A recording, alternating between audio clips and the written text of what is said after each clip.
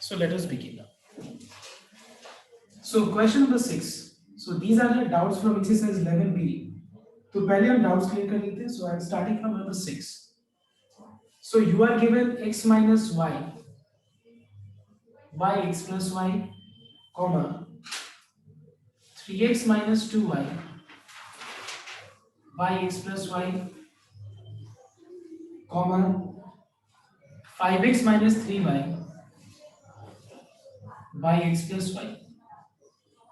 और इस सीक्वेंस का हम लोग को सम निकालना है टिल nth टर्म, मतलब हम लोग को n नंबर ऑफ टर्म्स का समेशन निकालना है. So here we find that the value of a, which is x minus y by x plus y. Common difference is the difference between two consecutive terms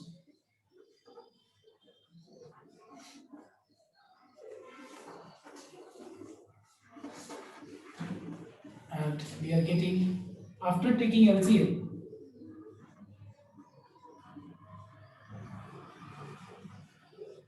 we will get 2x minus y. Okay everyone? So this is common difference. और हम लोग को क्या निकालना है? Sum till nth term. So formula क्या होता है? n by 2 twice into a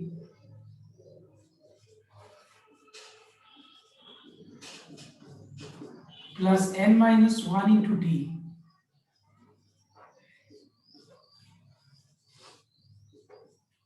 Okay, just take LCM and simplify.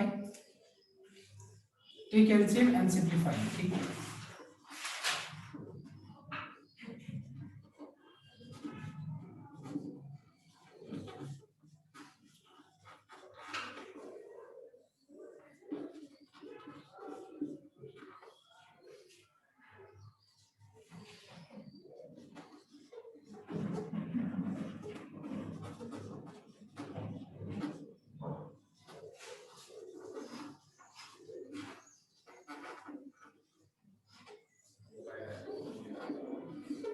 And so the reduced expression is n by 2, twice x gets cancelled, 2nx minus ny minus y divided by x plus 1. This is your answer.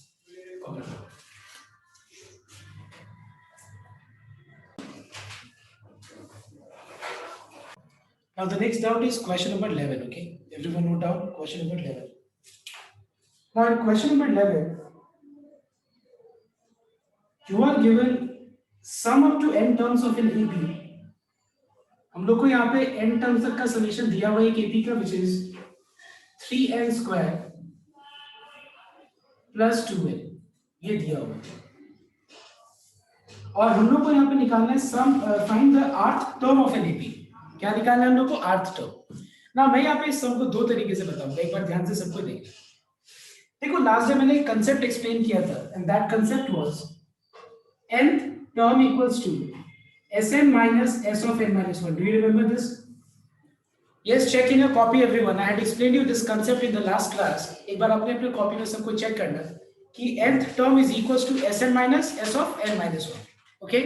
तो ध्यान से एक बार note करना. अगर S of n इतना है तो फिर S of n minus 1 कितना होगा? S of n minus 1. मतलब जहां जहां n है वहां पे हम लोग n minus 1 सब्स्टिट्यूट कर देंगे. जहां जहां n है वहां पे हम लोग n minus 1 सब्स्टिट्यूट कर देंगे. तो क्या मिल जाएगा हम लोग को? S of n minus 1. इसको सिंप्लीफाई भी कर लेते थे हम लोग.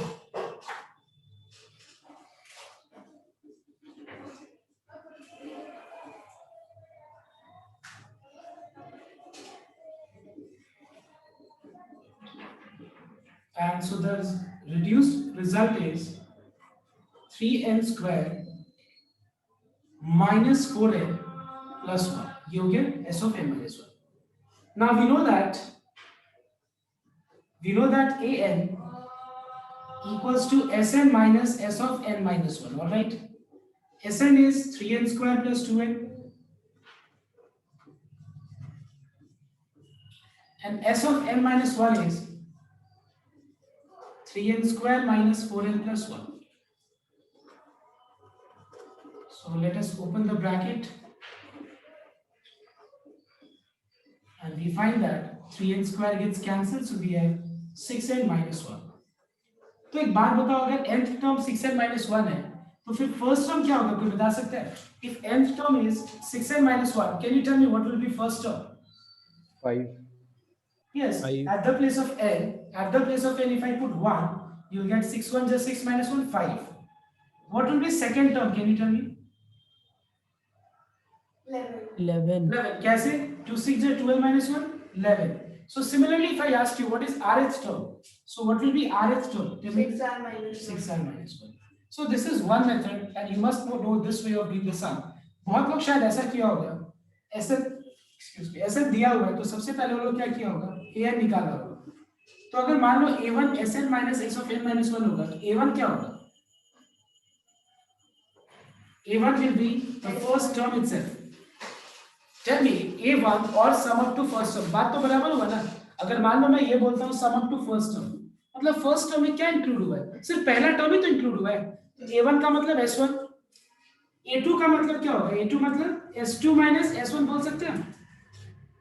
यस, अगर मान लो मैं sum up to 2 second term है, 2th टर्म तक, अगर मैं उसमें से sum up to first term को माइनस कर दूं तो क्या बच जाएगा? सेकंड टर्म बच जाएगा. थर्ड टर्म निकालने के लिए हम क्या कर सकते हैं? s3 minus s2 कर सकते हैं. मतलब हम यहाँ पे क्या करेंगे इस मेथड से, अब n की जगह 1 लगा देंगे तो हमको फर्स्ट टर्म मिल जाएगा.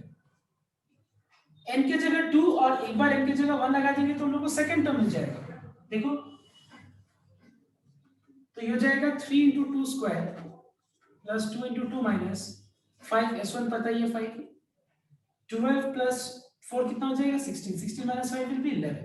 समझ में? उसके बाद s3 a3 is s3 minus s2. What is s3?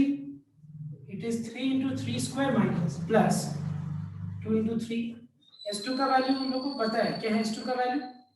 It is 3 into 2 square plus 2 into 2, that is 27 plus 6 minus 12 minus 4, that is 33 minus 16, which is how much? 17. तो s3 का वैल्यू क्या हो गया? 17 हो गया. तो हम लोग को सीरीज मिल गया ना. क्या है सीरीज? ये सीक्वेंस क्या है? सीक्वेंस का पहला टर्म 5 है, सेकंड टर्म 11 है, थर्ड टर्म 17 है. इसका मतलब सीक्वेंस हमको पता चल गया. तो यहाँ पे सीक्वेंस का पहला टर्म क्या हो गया? 5. कॉमन डिफरेंस क्या हो गया? 6. और हम लोग को s क्या निकालना है? rth टर्म निकालना है. तो फॉर्मूला क्या होगा? a plus r minus 1 into d. So this is one method. ये एक मेथड हो गया और ये दूसरा मेथड हो गया. I find that this is better. This is standard and better. This method is बहुत लोग इस मेथड से क्लास 10 में बहुत लोग किया होगा इस तरीके से सम. But I think this is the standard method and you must know both of them. So copy down everyone both the methods. I think ये क्लियर हुआ. ये लास्ट डे का कंसेप्ट के ऊपर ही बेस्ड है कि पहला टर्म और sum up to first term same होगा. सेकंड टर्म का मतलब क्या होगा? s2 minus s1. Third term मतलब s3 minus s2. सीक्वेंस निकाल लो, उसके बाद टर्म rth टर्म का वैल्यू कॉपी करने.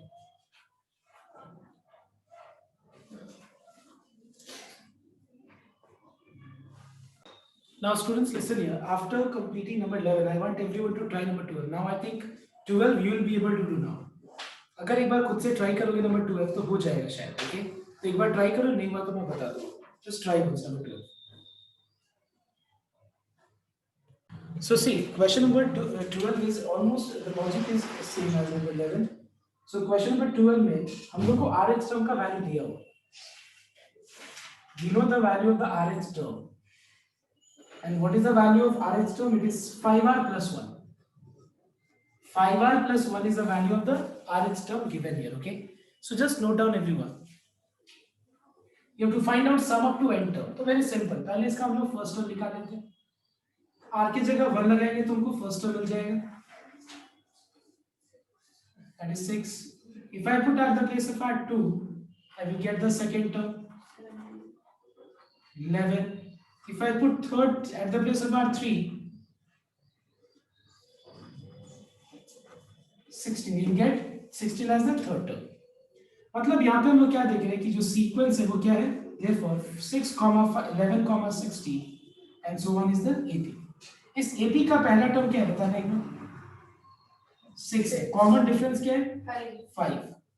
और हम लोग को क्या निकालना है, sum up to n term. Formula क्या होगा, n/2 twice a plus n minus 1 into t, which is 5. Simplify this, you get this.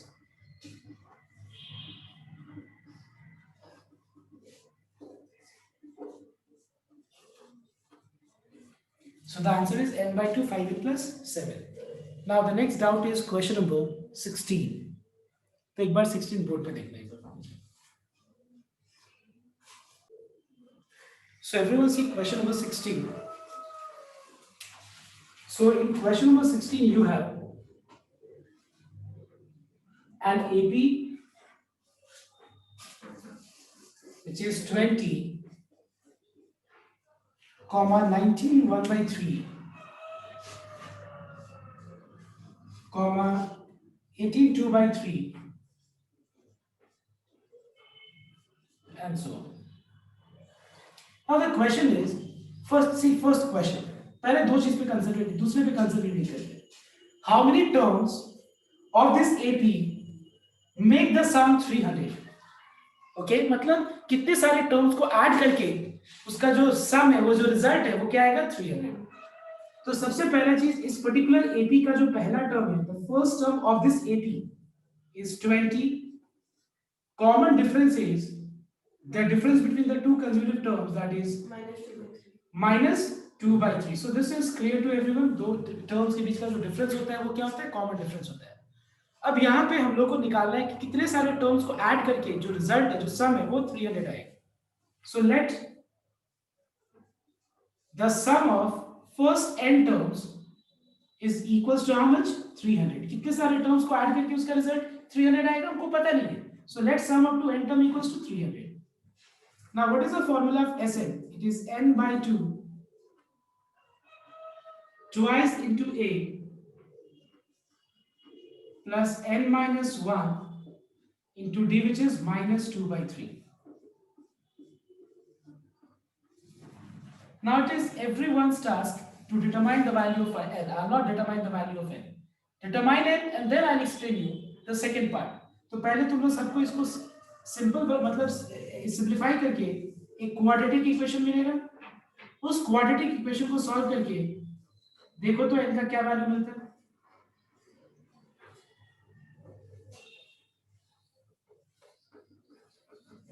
Is this clear to everyone? 220 to 40 plus minus is minus 2 times n minus 1/3. Take LCM and simplify.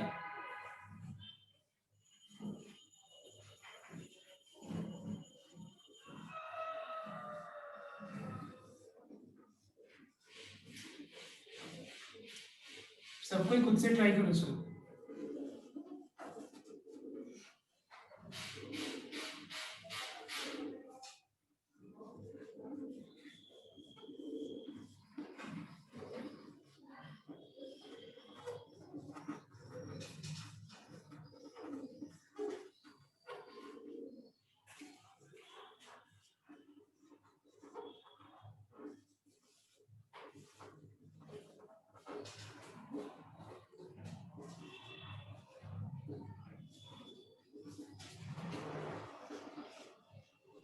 Sir, 36 or 25.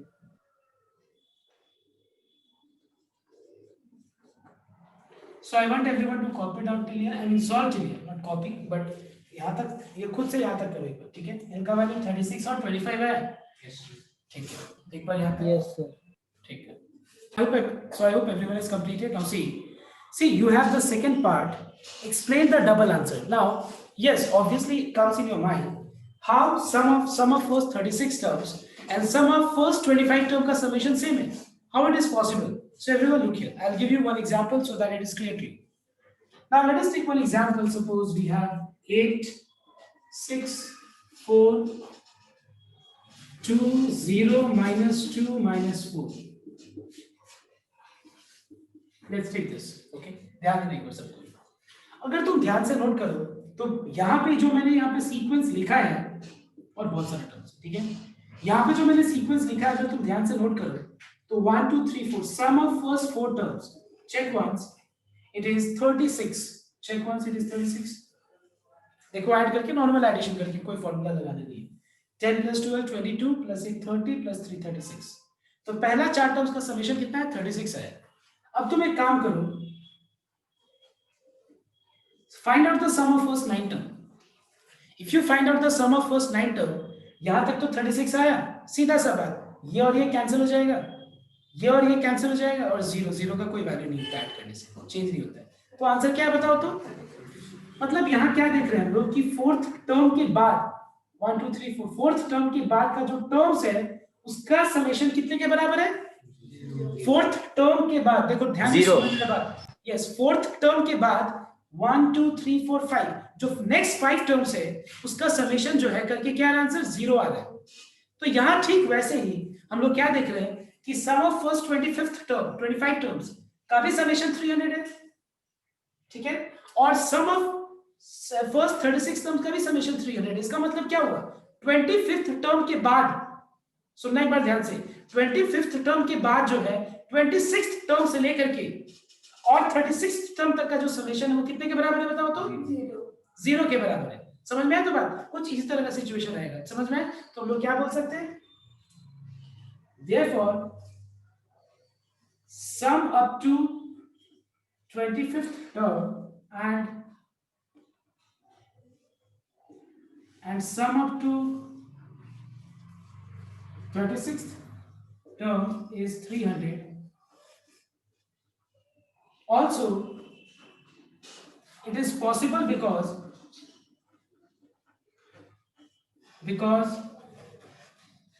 sum from 26th term to 36th term is what? Is equal to 0. यही तो बोला गया था ना explain करने के लिए, explain the double answer. तो ये डबल आंसर क्या है? ये डबल आंसर देखो तभी उस समेशन वाले सम में पॉसिबल है जहां पे जो एपी है वो छोटा होते जा रहा है, डिक्रीजिंग ऑर्डर में जा रहा है। इसका मतलब एक टाइम आएगा जब वो नेगेटिव भी होगा, वो जीरो भी हो सकता है, ठीक है। और इसीलिए जो है पहला 25th टर्म तक का समेशन और फर्स्ट 36th टर्म तक का समेशन भी सेम है, बिकॉज 25th के बाद जब 26th देख रहे हो, 26th 27th 28th 29th 30th 31st 32nd 33 34 35 36 ये सारे टर्म्स को ऐड करके आंसर क्या है? 0 आ रहा है। तभी जाकर के 25th टर्म तक का समेशन और सम ऑफ 36th टर्म तक का समेशन क्या है? 300 है। I hope it is clear to everyone, compliments.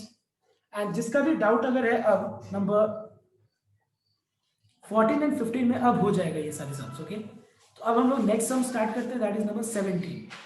So I teach you number 17, तो 18 खुद से हो जाएगा, ठीक है। तो बहुत सारा सम हो जाएगा, मैं पहले नंबर 17 बताता हूँ, पहले सम को आराम से कॉपी करें।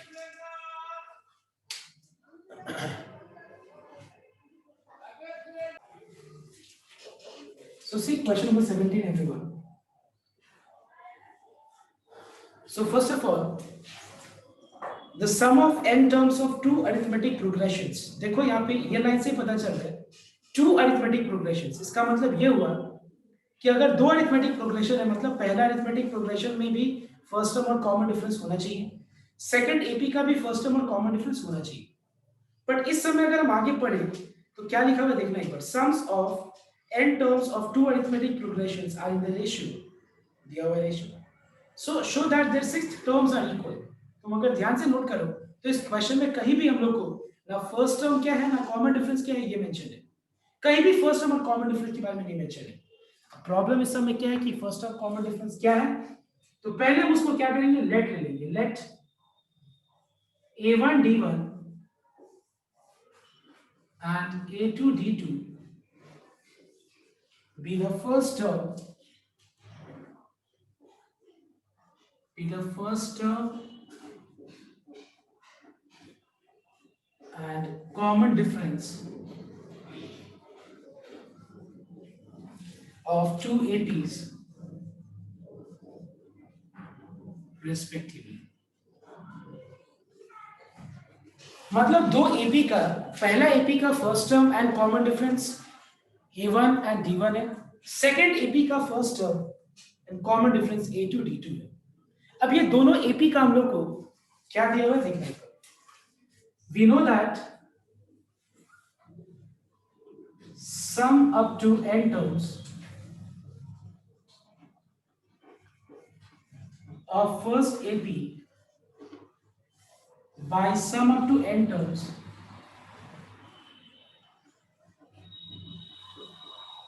of second AP का जो रेशियो है वो दिया हुआ है. And what is the ratio? It is 7n minus 5. Okay, 7n minus 5 divided by 5n plus 17. Okay, और हम लोग को ये तो दिया हुआ है. अभी हम लोग पहले इसे देखते हैं क्या मिलता है हम लोग को इससे. देखो एक बार. तो sum up to n term of first AP formula होता है n by 2 twice a which is a1 plus n minus 1 into d which is d1 divided by sum up to n terms of second AP. So second AP का first term और common difference भी दिया हुआ है. So it is n by 2 twice a n minus 1 into d2 और ये दिया हुआ है हम लोग तो मैं राइट साइड पे लिख रहा n by 2 gets cancelled. So it is 2a1 plus n minus 1 into d1 by 2a2 n minus 1 into d2.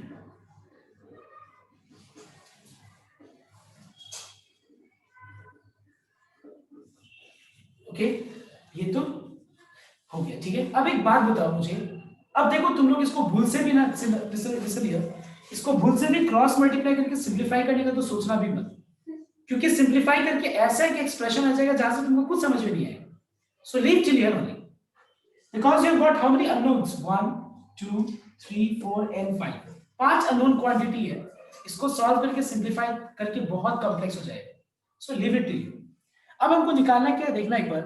हम लोग को यहाँ पे निकालना है show that their sixth terms are equal. एक काम करते हैं, हम लोग को सिक्स्थ टर्म्स इक्वल प्रूव करने हैं. ओके, मतलब sixth term of first AP by sixth term of second AP क्या प्रूव करना बताओ. तो अगर मान लो दोनों एपी का पहला एपी का सिक्स्थ टर्म और सेकेंड एपी का सिक्स्थ टर्म अगर इक्वल प्रूव करना है तो क्या मैं ऐसा बोल सकता हूँ sixth term of first AP by sixth term of second AP का रेशियो क्या है. Please tell me. 1:1. मतलब अगर हम ये शो कर दें, क्योंकि हमको टर्म का वैल्यू तो यहाँ लिखा हुआ है कहीं भी कि show that there six terms are equal and what is the term, ऐसा कहीं लिखा है नहीं. हमको टर्म से मतलब ही नहीं है, हमको सिर्फ ये प्रूव करना है कि उनका सिक्स टर्म्स इक्वल है. तो हमारा पूरा का पूरा फोकस है कि सिक्स टर्म इक्वल प्रूव करने पे rather than what is the sixth term जानने पे. हमको उस पे क्या मतलब है, हमको उस पे कोई इंटरेस्ट ही नहीं है, क्योंकि हमको सिर्फ इतना प्रूव करना है कि सिक्स टर्म्स इक्वल है या नहीं. तो मतलब हमको क्या करना है कि दोनों का जो रेशियो है सिक्स टर्म का पहला एपी और सेकंड एपी का वो बस 1:1 शो कर. ठीक है, अब देखो पहला एपी का सिक्स्थ टर्म मतलब a which is a1 plus n minus 1 into d1. Second AP हो गया a2 plus n minus 1 into d2. All right everyone, ये हो गया a1 plus 5d1. Okay everyone, अब ध्यान से सुनना. यहां पे एक चीज तुम देखना, इस पूरा इक्वेशन में लेफ्ट का न्यूमरेटर और लेफ्ट का डिनोमिनेटर में क्या सेम है बता सकते हैं कोई? n minus. मतलब हाँ, मतलब ये बोल सकते हैं कि हम लोग n दोनों का न्यूमरेटर और डिनोमिनेटर में n सेम है. n डिफरेंट नहीं है, ऐसे नहीं कि यहाँ पे n-1 है और यहाँ पे m-1 है. ठीक है, अब देखो एक बार, अगर मैं तुम लोग से ये बोलूं कि 2a1 plus 3-1 d1 by 2a2 plus 3-1 d2 का वैल्यू क्या होगा? कोई बता सकता है क्या होगा? देखते हैं, कोई पर बता. 7n minus 5 by 5n plus 17. नहीं, ये थोड़ा तुमने Now we will put 3 in place of n. Yes, तुमने पहले ठीक बोला था पहला, जिसने पहला आंसर दिया था, बट तुमने एक चीज क्या का इनकम्प्लीट बोला कि 7n-5 बोला. तुमको बोलना चाहिए था 7 into 3 minus 5 by 5 into 3 plus 17. ये बोलना चाहिए था. समझ में आया? तो देखो क्यों ये एक्सप्रेशन और ये एक्सप्रेशन बराबर है, इक्वल है. तो अगर मैं इस एक्सप्रेशन में मतलब ऐसा ही एक्सप्रेशन मैं एक बार नीचे लिख रहा हूं, मतलब तुम देखो 2a1 है प्लस n-1 d1 की जगह 3-1 d1 है. तो अगर तुम कंपेयर करो दोनों को तो n के जगह पे क्या है बताओ तो एक बार 3 है. तो अगर हम कंपेयर करें तो n की जगह 3 आ रहा है मतलब सीधा सा बात, हम n की जगह पे 3 लगा देंगे तो 7 into 3 minus 5 by 5 into 3 plus 17 आ जाएगा। समझ में आया बात? लेकिन इस सम में प्रॉब्लम क्या है इसमें, ये इसके जैसा नहीं है। देखो इसके जैसा नहीं है। हाँ, ये जो मैंने यहाँ एग्जाम्पल लिखा था, ये एग्जाम्पल जो लिखा था एकदम ठीक मैंने इसके जैसा लिखा था, लेकिन यहाँ पे ये वाला चीज इसके जैसा नहीं है। तो इसके जैसा बना सकते हैं हम लोग, क्योंकि हमको पता है कि एक फ्रैक्शन में हम लोग सेम क्वांटिटी न्यूमरेटर और डिनोमिनेटर में मल्टीप्लाई कर सकते हैं और डिवाइड कर सकते हैं। जैसे मान लो सपोज a by b है, तो हम सेम वैल्यू को न्यूमरेटर आई मीन कांस्टेंट को हम न्यूमरेटर सेम क्वांटिटी को आई कैन से न्यूमरेटर और डिनोमिनेटर में मल्टीप्लाई और डिवाइड भी कर सकते हैं। तो इससे क्या होता है कि expression I mean fraction remains unchanged. देखो a by b यहाँ पे समझ में आया तो बात। तो यहाँ हम क्या करेंगे देखना एक बार, हम इसके जैसा बनाने के लिए सबसे पहले हम आराम से सोचेंगे कि a1 और a2 का कोएफिशिएंट सेम है। और सेम क्या है, क्या है बताओ, वो सेम क्या है? What is that same? a1 a2 का coefficient, what is that a1 and a2 का कोएफिशिएंट? सेम जो मैं बोला सेम है, क्या है? 2 है। 2 बना देते ना हम लोग, 2 बना सकते कि नहीं हम लोग? कैसे? न्यूमरेटर और डिनोमिनेटर में 2 मल्टीप्लाई करें। ठीक है। दूसरा पॉइंट, d1 का कोएफिशिएंट का फॉर्मेट कैसा है, प्लीज बोलना सकते हैं? n-1। तो बताओ तो 10 को 11 -1,